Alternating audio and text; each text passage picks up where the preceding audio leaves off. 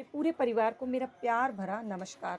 कैसे हैं आप लोग? आई होप आप सब बहुत अच्छे होंगे, अपना पूरा ध्यान रख रहे होंगे और हर सुबह की शुरुआत नए ड्रीम्स, छोटी-छोटी कोशिशों के साथ कर रहे होंगे।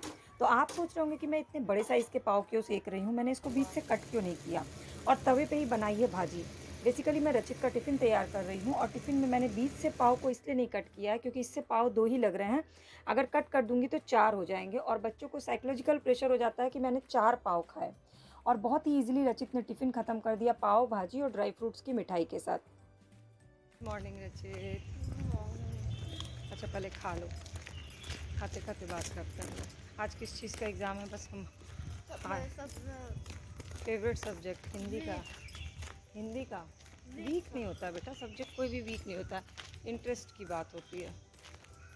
अच्छा ये बताओ, हिंदी में लिखने के बाद मात्रा ज़रूर चेक कर लेना, उच्चारण करके, उच्चारण से एकदम सही पता चल जाएगा, ठीक है? और दूसरा चीज़ ये बताओ, कल तुमने खेल के मैदान के में से लौट के आने के बाद घर में कोई गलती की है? घर में कोई गलती की है? क्या गलती की थी बेटा?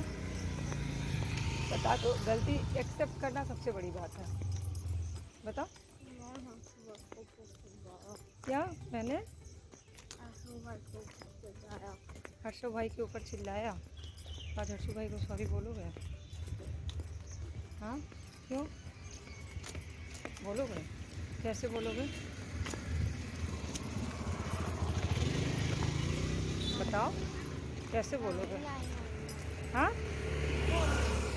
वो नहीं बताओगे? ठीक है, जब ऐसा लगेगा जैसे बोलना होगा तुम अपने तरीके से बोल लेना। तुमने सॉरी फील किया, दैट इज़ वेरी गुड। कभी भी कुछ भी हो जाए, किसी भी बड़े पे जोर से नहीं बोलना है। हर्षू भाई या लकी मौसी, छवि मौसी, नाना नानी के ऊपर लाउड बोलती, तेज़ बोलती तो तुमको अच्छा लगता? नहीं अच्छा लगता ना? या मम्मा से ही तेज़ बोलते लकी मौसी, छवि मौसी, हर्षू भाई या अंशु मौसी, अंकु मौसी, तुमको अच्छा लगता? नहीं अच्छा लगता ना? इसीलिए कुछ भी हो जाए कभी भी किसी बड़े पे तेज़ से नहीं बोलना है, ओके? और ऑल द बेस्ट एग्ज़ाम के लिए। मम्मा का भी एग्ज़ाम है। अच्छा तो मम्मा का भी एग्ज़ाम है ना? अरे लो, तुम्हारा एग्ज़ाम मतलब किसका एग्ज़ाम? किसने कल इतनी पढ़ाई की? अनुनासिक, अनुस्वार, विसर्ग, हलंत। मेरा तो बचपन पूरा रिवीजन हो गया। चलो तुम्हारा टाइम आ गया बैग टांगने का, मेरा रिवीजन ख़त्म। तो रचित को स्कूल छोड़ने के बाद नहा धो के घर की सफाई, नहाना धोना, पूजा पाठ सब करके मैं आ गई नाश्ता बनाने। पहले मैं रचित के लिए जब नाश्ता बनाती थी टिफ़िन तो ही बना लेती थी, बट अभी मेरे चाचा का बेटा भी है तो मैं उसके लिए और अपने लिए साथ में नाश्ता बना लेती हूँ। तो आज नहा धो कर के नाश्ता इसलिए बनाया क्योंकि भिंडी की भुजिया और पराठा बनाना था और भिंडी के साथ ये है मुझे गरम गरम बिल्कुल हरी हरी भिंडी अच्छी लगती है, तो इसलिए मैंने गरम गरम भिंडी और गरम गरम पराठे बनाए नहाने के बाद। और मैं ये भी वेट कर रही थी कि हर्ष सो के उठ जाएगा तो हम दोनों साथ में नाश्ता करेंगे क्योंकि आजकल मुझे चाय और नाश्ते में एक कंपनी मिल गई है, तो ये मुझे बहुत अच्छा लगता है कि चलो कोई साथ में बैठ के नाश्ता कर रहा है और चाय पी रहा है। फिर मैंने दिन के लिए चौराई का साग मंगवाया था, बहुत ताज़ा था तो आज ही एकदम बेस्ट टाइम था कि इसको बना लूँ इससे पहले कि ये बासी हो जाए। तो साग को धुल करके काट रही थी, तो मैं यही सोची थी कि मैंने आपसे अब तक कितनी बार ये शेयर किया है कि साग जो लोग खाते हैं और तब भी सप्लीमेंट्स खाना पड़ता है क्योंकि आप साग को गलत तरीके से खा रहे हैं। इसलिए साग सिर्फ पत्ता है, अगर आप इस तरह से खा रहे हैं साग को खाने का बहुत मिस्टेक्स जो होता है ना वो नुकसान कर देता है। तो साग को खाने का क्या सही तरीका होता है ये मैंने अपने चैनल पे शेयर किया हुआ, अगर आपको देखना होगा तो मैं लिंक भी शेयर कर दूँगी और आपको वैसे मिल भी जाएगा साग खाने के सही तरीके क्या हैं और कौन सा तरीका एकदम नुकसानदेह होता है। चौराई का साग पता है, मैंने छत्तीसगढ़ में जब बिलासपुर में थी तो मैंने सीखा था दही डाल के बनाना। तो मैं अदर स्टेट्स में जब जाती हूँ तो सेम इंग्रेडिएंट्स वहाँ किस तरह से बनता है कि कोई भी नई रेसिपी ये ज़रूर सीख लेती हूँ। इससे क्या होता है उसी इंग्रेडिएंट से आप नई नई रेसिपीज़ बनाना सीख जाते हैं और मैं आप लोगों से भी शेयर करती हूँ। मैंने चौराई के साग का आपसे शेयर किया हुआ वो दही वाला रेसिपी, वो भी आप चाहें तो चैनल के प्लेलिस्ट पे जाके देख सकते हैं। तो मैंने आज दाल चावल साग बनाया और साग के साथ चावल बहुत पसंद है। रचित बहुत मन से साग भात खाता था, पता नहीं आज उसका मन नहीं था, उसने साग भात नहीं खाया। हमेशा उसका फेवरेट रहता है कि साग भात खा लेता और अलग से एक कटोरी दाल पी लेता, तो मुझे भी बहुत आश्चर्य हुआ। खैर तो आज मैं और भी कंटेंट को सोच रही थी जब साग काट रही थी, क्योंकि पिछले कई दिनों से बड़े सारे रिक्वेस्ट आ रहे थे, इसलिए मैं आजकल एकदम हेल्थ पे ही फ़ोकस्ड हो गई हूँ। मैंने देखिए पूजा कैसे किया है, मैंने सफ़ेद फूल, बेल पत्र और सम्मी का पत्ता शंकर भगवान शिवलिंग पे चढ़ाया, शंकर भगवान पे चढ़ाया। और बाकी जो पूजा होती है शिव जी का पूरा पाठ करना और वो सारी चीज़ें आरती करना, वो तो मैं सावन भर रोज़ करती हूँ। और सावन में हमारे घर में कोई भी नॉनवेज नहीं खाता है, पूरे सावन, इवन रचित भी नहीं खाता। क्योंकि क्या है, बड़े और बच्चे सब हैं तो फैमिली मेम्बर ही ना, तो रूल्स सबके लिए सेम होते हैं। इसके बाद मैं कंटेंट तैयार करने के लिए लग गई। मैंने कल आप लोगों के लिए शेयर किया हकलाने और तुतलाने का घरेलू इलाज, जो कि बहुत लोग मुझे मैसेज कर रहे थे। और आज मैंने टॉन्सिल पे पूरी रिसर्च की है। टॉन्सिल से रिलेटेड वीडियो मैंने आपके लिए पहले भी पोस्ट की हुई है, बट बहुत सारे लोगों ने पूछा था कि डॉक्टर एडवाइस कर रहे हैं टॉन्सिल का ऑपरेशन कराना चाहिए या नहीं कराना चाहिए, हम लोग डिसीजन नहीं ले पा रहे हैं। तो उससे रिलेटेड मैंने एक वीडियो पोस्ट की, क्योंकि बच्चों को तो अक्सर टॉन्सिल की प्रॉब्लम होती है। साल में 6-7 बार ऐसा इन्फेक्शन हो जाता है, सर्दी खांसी होती है, बुखार हो जाता है और पेरेंट्स परेशान हो जाते हैं। तो अगर आपको देखना होगा तो इसी आज ही मैंने शेयर किया, आप उस वीडियो को जाके ज़रूर देखिएगा।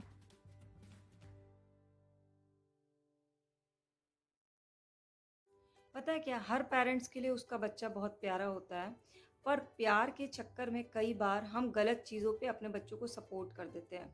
सपोर्ट का मतलब सिर्फ ये नहीं होता है कि बच्चे ने गलत किया और आप बोल रहे हैं वाह तुमने ठीक किया, बढ़िया किया। बच्चा किसी को मार के आया, गाली दे के आया, आपने बोल दिया बहुत बढ़िया किया। ऐसे तो कोई भी पेरेंट सपोर्ट नहीं करते हैं। सपोर्ट का मतलब ये होता है कि जब वो गलत करके आया, आपने उसको गलती का रियलाइजेशन नहीं कराया, आपने उसको टोका नहीं, आपने उसको समझाया नहीं, तो इनडायरेक्टली आपने सपोर्ट कर दिया। इसमें एक छोटा सा एग्जाम्पल बता रही हूँ मैं आपको। कल रचित और एक बच्चे की लड़ाई हो गई मैदान में। दोनों की गलती थी, रचित की भी गलती थी। और उस गलती को करने के बाद रचित लौट रहा था, तो जो हर्षु भाई है, जो उसका हर्ष मामा है, उसने उसको थप्पड़ मारा उसकी गलती के लिए। तो रचित ऊपर आकर के रोने लगा। मैंने उससे पूछा तो रचित को इस बात का हर्ट हो गया कि नीचे सब दोस्तों के सामने मार पड़ी, और दूसरा पूरी बात पता नहीं थी हर्षु भाई को ये वो, लेकिन गलती रचित की थी। उससे भी बड़ी गलती रचित ने क्या कर दी कि मेरे सामने उसने हर्ष के ऊपर ज़ोर से चिल्लाया कि आज के बाद तुम मुझसे बात नहीं करना, मैं तुमसे बात नहीं करूँगा। ये मुझे बहुत हर्ट किया। और मेरे पास उस समय 2 ऑप्शन थे, या तो मैं इंस्टेंट रचित को उस समय मार देती, या मैं उस टॉपिक को अवॉइड कर देती।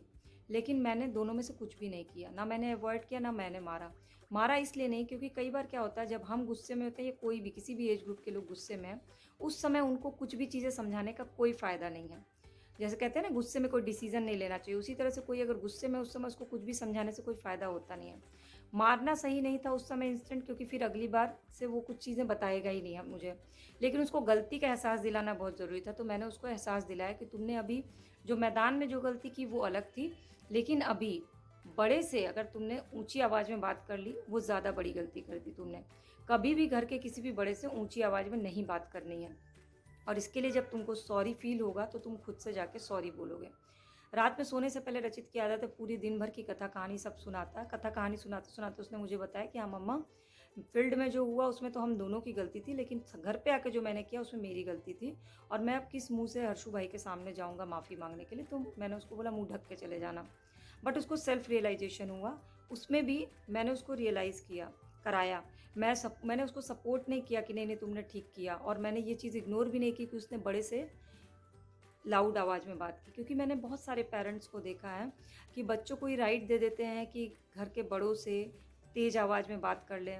एक तो बड़े कभी गलत होते नहीं है, सबसे बड़ी बात। और मान लीजिए सपोज़ दैट कि कोई बड़े गलत हो गए, तो उनका इंटेंशन गलत नहीं होता, शायद आपने उसे गलत समझा हो।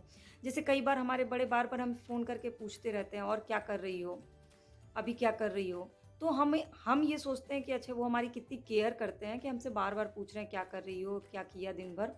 जिनके अंदर नेगेटिव थॉट्स होगा ना, उनको ये फीलिंग आएगी कि इतनी बार पूछ के क्यों जासूसी कर रहे हैं हम। उनको क्या लग रहा होगा कि हम लोग क्या कर रहे होंगे, कहीं घूम रहे हैं, मस्ती कर रहे हैं, पढ़ाई नहीं कर रहे हैं। आजकल की जनरेशन ऐसा सोच लेती है। तो बड़ों का इंटेंशन कभी गलत नहीं होता है, सामने वाले की सोच ऐसी हो जाती है कि वो उस सेम लाइन को गलत इंटेंशन ले लेता है। और इस चक्कर में मैंने देखा है कि बड़ों के साथ बहुत सारे लोग लाउड हो जाते हैं। बच्चे लाउड हो गए बड़ों के साथ, 40-40 साल, 50-50 साल बड़े लोगों के साथ अगर बच्चे लाउड हो, और अगर पेरेंट्स सपोर्ट कर रहे हैं, पेरेंट्स ने सामने से एक बार भी नहीं टोका, गार्जियन ने एक बार भी नहीं टोका कि कुछ भी अगर है, कोई भी प्रॉब्लम है बड़ों से, तो तुम बात करो, अपनी प्रॉब्लम रखो, सब करो, लेकिन लाउड बात मत करो इस तरह से।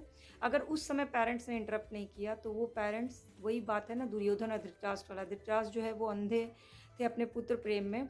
तो अगर बच्चों के प्रेम में आप उन्हें समय रहते गलतियों पे नहीं टोकिएगा ना, तो आज नहीं तो कल वो आपके सामने आएगा।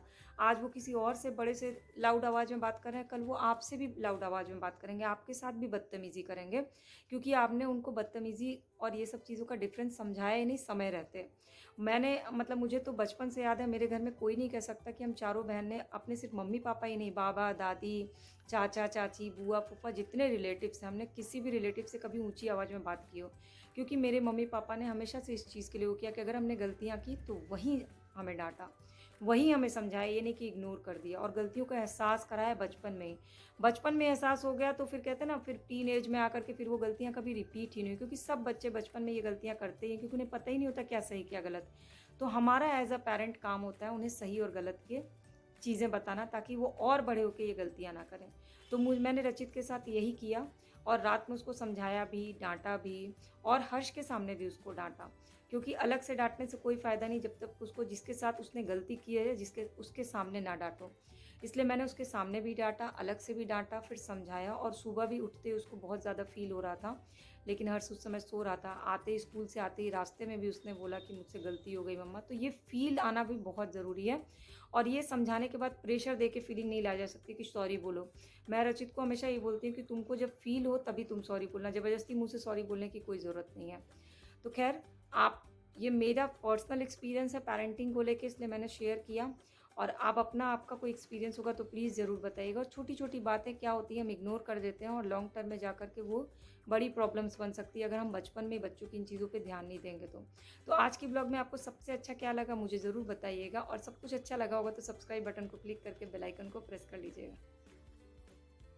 फिर शाम को आजकल मैंने चाय पीना छोड़ दिया है। एक तो अकेले भी हूँ, ऊपर शाम को अकेले रहती हूँ, और गर्मी भी बहुत है। मैंने कच्चा पपीता शाम को खाया नमक लगा करके। और रात में आज खाने में मैंने रचित को एक सरप्राइज़ दिया। चाउमीन बहुत दिन से पड़ा हुआ था, तो मैंने सोचा आज थोड़ा चेंज कर लेती हूँ रोज़ की रोटी सब्ज़ी से। तो मैंने एक तरफ कढ़ाई में रिफाइंड और नमक डाल के चाउमीन बॉयल होने के लिए छोड़ दिया, और बॉयल होने के बाद उसको ठंडे पानी से धुल लिया। दूसरी तरफ रिफाइंड ऑयल में दूसरी कढ़ाई में लहसुन अदरक का पेस्ट डाला, फिर प्याज शिमला मिर्च लंबे लंबे टुकड़ों में काट करके डाल दिया। और मेरे पास ये नौर का मिक्सचर पड़ा हुआ था मंचूरियन का। रचित ने बोला मुझे मंचूरियन भी खाना, मैंने बोला बिना उसके सिर्फ ग्रेवी बना देती हूँ। फिर मैंने ये नूडल्स एक कढ़ाई में डाल दिए, एक तरफ वो ग्रेवी बना करके डाल दिया, और प्याज काट के डाल दिया ताकि ग्रेवी में एटलीस्ट प्याज तो रहे। और फिर चाउमीन में सारे सॉसेज डाल दिए, चिली सॉस, सोया सॉस, नमक, काली मिर्च, विनेगर, और ये सारी चीज़ों को अच्छे से मिक्स कर दिया। चाउमीन भी तैयार हो गया और मंचूरियन भी तैयार हो गया। रचित को एक ट्विस्ट भी मिल गया। इसके बाद मैंने सुबह के टिफ़िन की तैयारी की, और आज का ओवरऑल दिन बहुत अच्छा रहा। बस मेरा मोरल ऑफ़ द स्टोरी आप लोगों को ये बताना था कि आप जैसा करिएगा वही आप फेस करिएगा।